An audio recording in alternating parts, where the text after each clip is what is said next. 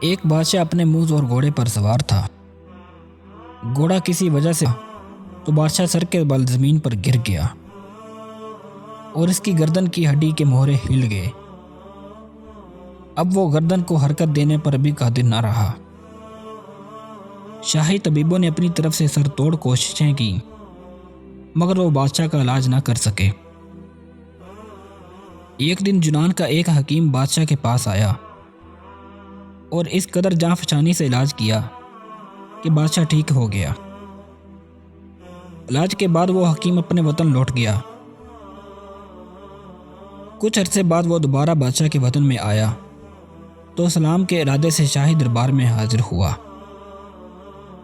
اب لازم تھا کہ بادشاہ ازروئے قدر دانی اس حکیم سے مروت اور مہربانی کا برتاؤ کرتا، لیکن بادشاہ ایسے بن گیا جیسے اس حکیم کو جانتا ہی نہ ہو۔ بادشاہ کے اس رویے سے حکیم بہت سخت رنجیدہ ہوا۔ یونانی حکیم بادشاہ کے دربار سے باہر آیا تو اس نے ایک غلام کو پاس بلا کر کہا، میں تمہیں کچھ بیج دیتا ہوں، انہیں بادشاہ کی خدمت میں پیش کرنا اور کہنا کہ یونانی حکیم نے دیے ہیں۔ انہیں دکھتے انگاروں پر ڈال کر ان کی دھنی لی جائے تو بہت فائدہ ہوتا ہے۔ غلام نے وہ بیج بادشاہ کو پیش کر دیے اور ساتھ میں ان کے فوائد سے بھی آگاہ کیا۔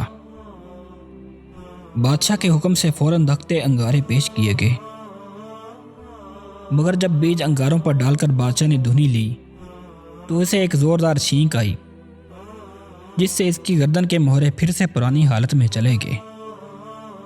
بادشاہ بہت چیخا چلایا، سپاہی دڑائے کہ حکیم کو گرفتار کر کے لاؤ۔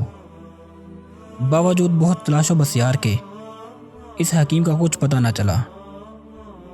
ساری عمر بادشاہ نے ایسے ہی گزار دی۔ شیخ سعدی رحمۃ اللہ علیہ فرماتے ہیں کہ ہمیشہ محسن کو بھلائی کے ساتھ یاد رکھنا چاہیے۔ احسان فراموش شخص برا ہوتا ہے اور فرمان خدا بندی ہے کہ برا شخص بھلائی نہیں پا سکتا۔